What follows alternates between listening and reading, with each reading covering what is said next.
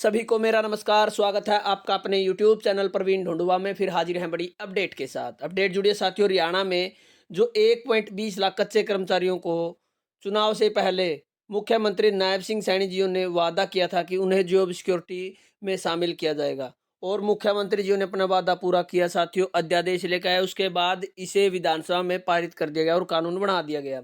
लेकिन अब बात आती है साथियों विभागों के बाबुओं की, यानी जो स्थापना विभाग के बाबू है, उन्होंने अपनी मनमानी करनी शुरू कर दी है। न तो वो जॉब सिक्योरिटी के लिए पत्र जारी कर रहे हैं, उसके अलावा जो बड़ी बात है साथियों, जो पार्ट वन के कर्मचारी हैं, यानी जो पार्ट वन के कच्चे कर्मचारी, आप सभी को पता है सभी डिपार्टमेंटों में अलग अलग तरीके से कच्चे कर्मचारी अंगेज किए गए, लगाए गए हैं। अब बात करने वाले साथियों, जो धोखा हो रहा है, बड़ा धोखा बोलेंगे हम इनको, और ये धोखा कोई और नहीं, विभागों के बाबुओं की मनमानी है। क्योंकि ये अपने हिसाब से जो एक्ट बनाया उसमें कमियां निकाल रहे हैं, और जिससे जो जॉब सिक्योरिटी है बहुत कम कच्चे कर्मचारियों को मिलने वाली है, ऐसा यदि चलता रहा तो। क्योंकि अब बात करेंगे साथियों, जो पार्ट वन कच्चे कर्मचारी या अन्य अस्थायी कर्मचारी है, जिसमें चाहे वो एडोक पे हो और भी बहुत सारे जो कच्चे कर्मचारी, उनको जॉब सिक्योरिटी एक्ट में शामिल नहीं किया जा रहा। बात है साथियों, जो पार्ट वन कच्चे कर्मचारी आप सभी को पता ठेकेदारी प्रथा से लगते थे, उनको अब जॉब सिक्योरिटी एक्ट में शामिल नहीं कर रहे हैं विभागों के बाबू। पूरी अपडेट यदि आप चाहते हैं तो वीडियो को लास्ट तक जरूर देखें। चलिए शुरू करते हैं। ये है पूरी अपडेट साथियों। मुख्यमंत्री जी आपके अधिकारियों ने जॉब सिक्योरिटी एक्ट लागू करने में अड़ंगा लगा दिया है। तो आपको बता दें साथियों, ये जो अपडेट बार बार जॉब सिक्योरिटी एक्ट को लेकर दे रहे हैं, वो हमारे माननीय श्री डॉक्टर सुरेंद्र धीमान जी है, दो जो आपकी हर आवाज को जॉब सिक्योरिटी एक्ट से संबंधित हो या किसी कच्चे कर्मचारी को हटाने संबंधित सभी अपडेट को लगातार उठा रहे हैं। तो हम सबसे पहले इनका धन्यवाद करते हैं। अपडेट जान लेते हैं। तो गलियारों में मुख्यमंत्री नायब सिंह सैनी की उस गारंटी की चर्चा हो रही है जो उन्होंने विधानसभा चुनाव से पहले 1.20 लाख अस्थायी कर्मचारियों को जॉब सिक्योरिटी दी थी।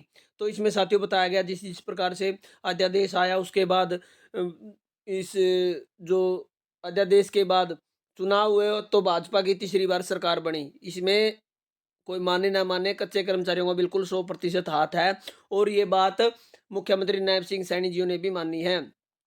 उसके बाद साथियों जो कानून है वो बना, और उसके बाद से जो मुख्यमंत्री नायब सिंह सैनी जी की एक राजनेता के होने के नाते उन्होंने अपना काम पूरा कर दिया, बिल्कुल इसमें कोई शक नहीं है साथियों। हम धन्यवाद करते हैं मुख्यमंत्री नायब सिंह सैनी जी का। लेकिन उनके अधिकारियों ने इस कानून को लागू करने में अड़ंगा शुरू कर दिया। यानी अब जो अधिकारी है, स्थापना ब्रांच के अधिकारी है, वो इसमें अड़ंगा मत वाला साथियों कोई ना कोई दिक्कत पैदा कर रहे हैं। इस पॉइंट के अनुसार, इस पॉइंट के अनुसार इस प्रकार से उन्होंने जो अपनी कार्यशैली है वो शुरू कर दी है। यानी इसको वो लागू नहीं करना चाहते। वो नहीं चाहते कि इसमें ज्यादा से ज्यादा कच्चे कर्मचारियों को लाभ हो।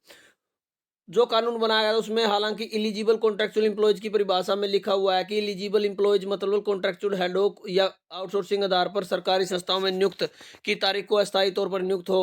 कानून के बिंदु नंबर 3 में स्पष्ट किया गया है, एक इलिजिबल एम्प्लॉयज एक कर्मचारी होगा जिससे कर्मचारी संस्था में कॉन्ट्रैक्ट पर एंगेज किया हुआ हो और नियुक्ति की तारीख पर भी सरकारी सेवा में हो। तो आप सभी को पता, वहां पर जो एलिजिबल कॉन्ट्रैक्चुअल कर्मचारी की परिभाषा क्या थी, यानी जो उसमें शामिल लोग, उनकी परिभाषा यही थी कि वो कच्चा कर्मचारी 5 साल की सेवा पूरी कर चुका हो, फिलहाल जो जॉब में हो, और उसकी जो सैलरी है 50,000 रुपये से ज्यादा न हो। एक तो कंडीशन ये थी साथियों। एक थी साथियों, वो कॉन्ट्रेक्चुअल एम्प्लॉयज होना चाहिए, सरकारी विभाग में किसी भी एजेंसी के थ्रू लगाना चाहिए, पार्ट 2 हो या हरियाणा कौशल रोजगार निगम के तहत डिप्लॉयमेंट किया हो, यानी उसे पोर्ट किया गया हो। और यहाँ पर बिल्कुल deployment of contractual person policy 2022 के तहत यदि वो पोर्ट किया गया, उसको नियुक्ति तारीख की जो सरकारी संस्था में सेवा में हो, उसे फुल टाइम आधार पर 5 साल की सेवा पूरी कर ली हो, तो यही कानून विधानसभा में विधेयक के रूप में पारित किया गया। तो जो इसमें लिखा गया साथियों कि वो कच्चे कर्मचारी शामिल होंगे जिनकी 5 साल की सेवा होगी, और जो अभी भी सेवा में मतलब काम कर रहा होगा। उसके अलावा एक जो पॉइंट आया था साथियों 240 दिनों का, वो आप सभी को पता है अब जो कैबिनेट की बैठक में उसे संशोधित करके 240 दिन उसकी जो ज्वाइनिंग डेट है उससे लेकर कर दिया है। जो सरकार अपना काम टाइम टू टाइम कर रही है, इसमें कोई समस्या नहीं है। लेकिन साथियों, विभागों में जो बात आ रही है सामने, वो आपको बता देते हैं। मगर मुख्यमंत्री के इस मकसद को उसके ही अधिकारियों ने पलीता लगा दिया है। बेहद कम विभागाध्यक्षों ने ही इस कानून को सही से लागू किया और बेहद कम कर्मचारियों को जॉब सिक्योरिटी का लाभ दिया गया है। अधिकतर विभागों में सरकारी बाबुओं ने इस कानून में खामी निकाल दी है, यानी उन्होंने पॉइंट टू पॉइंट खामियां निकालनी शुरू कर दी है भाई।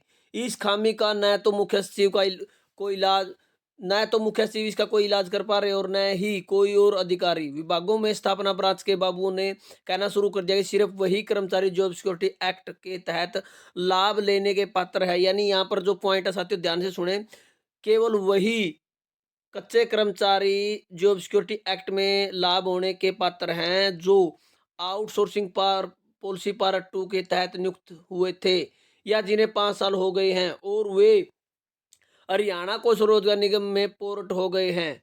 उन्होंने उन कर्मचारियों को जॉब सिक्योरिटी देने से हाथ पीछे खींच लिए हैं जो आउटसोर्सिंग पॉलिसी पार्ट 1 के तहत विभागों में अंगेज हैं, मगर उन्हें विभागों ने हरियाणा को स्वरोजगार निगम में पोर्ट नहीं किया था।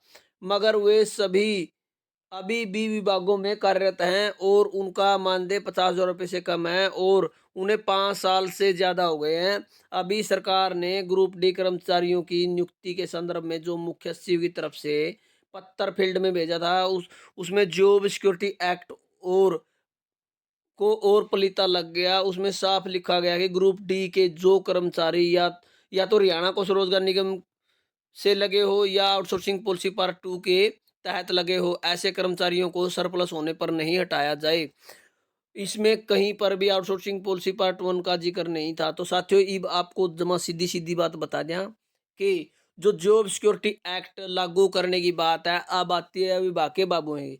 हम भाजपा का कसूर नहीं निकालते, मुख्यमंत्री नायब सिंह सैनी का कसूर नहीं, उन्होंने बिल्कुल डेफिनेट अपना काम समय टू समय किया। लेकिन अब जो कमियां हैं वो निकालनी शुरू कर दिया है अधिकारी। जो विभागों के स्थापना ब्रांच के बाबू, उन्होंने कहना शुरू कर दिया है कि जॉब सिक्योरिटी एक्ट के तहत केवल उन्हीं कच्चे कर्मचारियों को शामिल किया जाएगा या तो वो आउटसोर्सिंग पर पॉलिसी पार्ट 2 के तहत नियुक्त किए गए हो या वो हरियाणा को स्वरोजगार निगम में पोर्ट किए गए हो। उसके अलावा जो भी अन्य कच्चे कर्मचारी, उनको इसमें शामिल करने से बिल्कुल मना कर दिया है, क्योंकि बहुत सारे डिपार्टमेंटों में ऐसे कच्चे कर्मचारी हैं जिन्हें हरियाणा को स्वरोजगार निगम में पोर्ट नहीं किया गया है।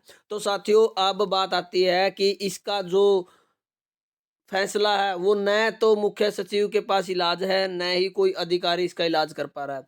तो मैं मुख्यमंत्री श्री नायब सिंह सैनी जी से रिक्वेस्ट करते हैं, हम उनके संदर्भ में ये मैटर लेके आए हैं कि ऐसे अधिकारियों से और बाबुओं पर लगाम लगाई जाए और जो भी जॉब सिक्योरिटी एक्ट के लिए पात्र है, जो डेफिनेशन दी गई है, जो हमारा जॉब सिक्योरिटी एक्ट आया था उसमें बिल्कुल साफ साफ लिखा था, उसी के तहत सभी ज़्यादा से ज़्यादा 1.20 लाख कच्चे कर्मचारियों को जल्द जॉब सिक्योरिटी दी जाए।